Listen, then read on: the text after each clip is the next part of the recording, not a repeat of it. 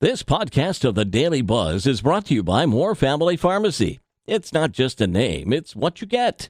More in Allegan, Hamilton, Plainwell, and South Haven. More Family Pharmacy. Paul A. Decker in the Thursday edition of the Daily Buzz. Just keep that coffee coming. Another study is praising the human obsession with Java. Latest research suggests the brew could be linked to a lower chance of developing or dying from chronic liver disease, a major health problem around the world. So it doesn't matter how you have it, espresso, instant, bought, or made at home. Coffee goes a long way. Well, you've heard about adopting a highway to keep it clean. Well, in South Carolina, they're doing an Adopt a Drain program to keep areas clean from trash and debris and avoid flooding. City says dozens of storm drains are available for adoption. AAA says more than 47 million Americans plan to celebrate the 4th by hitting the road. They're expecting 40% more holiday travel compared to last year. Not only is that the most since the start of the pandemic, it could end up being the second most traveled Independence Day weekend ever. And even though gas prices are the highest they've been in 7 years, 91% of Americans say they'll do their holiday traveling by car. Happy motoring. Looks like you're not the only one who can't spell quarantine. AT&T reviewed which words people Googled for correct spelling, and quarantine was the most searched. It was usually spelled corn-teen, like corn on the cob, and teen, like 13. Americans also had trouble spelling favorite, coronavirus, and every, like every one of us needs to pick up a dictionary. We'll turn the page in a minute. The Daily Buzz. Daily Buzz Part 2. Now there's a legit health reason to get out of a miserable relationship. New study says unhappy marriages can kill you. Researchers in Israel found that miserable marriages increase the male death rate by 19% and boost a guy's risk of stroke by almost 70%. The University of Tel Aviv traced 32 years of health data and compared bad marriages to smoking or not exercising.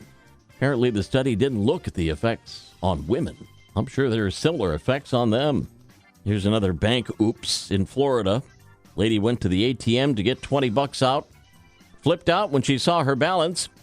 Somebody at Chase Bank accidentally deposited $1 billion into her account.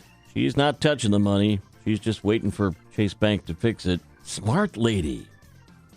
Sometimes breaking a Guinness World Record isn't all that impressive. Like the guy in England who stacked 5 M&Ms on top of each other. That's it. That's all he did to get his name in the record books. 23-year-old says he was bored, looking for something to do during the lockdown. He says he knew he had a shot when he looked it up and found the most anyone had ever stacked was 4. Funny, what does the word staycation really mean? If you thought it meant staying at home, napping on the couch, think again. A third of people say you don't have to stay at home on a staycation. 21% of us think it's when you stay somewhere else in your city or town, like a hotel or Airbnb. Another 10% said you can even leave town. As long as you're not that far from home, it still counts. Overall, more than half of Americans say they've done a staycation before. Knucklehead news out of New York. Stacy Goldstein, principal of the School of the Future in the city's Gramercy Park neighborhood, sent an email to parents last week letting them know there would be no in-person or remote classes for this week, but the students still needed to sign in electronically each day to satisfy attendance requirements. Parents weren't happy, given no explanation about why the decision was made. So one parent complained. If there was ever a year for more instruction rather than less, this was it. There was a lot of frustration over this. They're having kids sign for classes that aren't happening to cover themselves. So the Department of Education said, no. Instructed the principal to contact the parents, let them all know that students would be required to attend this week. The Daily Buzz. Paul at MidwestFamilySWMI.com. My email if you find something buzzable. Don't forget our podcasts on this station's website. Yesterday's history, tomorrow a mystery. Today it's a gift. That's why it's called the present. I'm Paul A. Decker. Let's buzz again tomorrow. Make it a great day.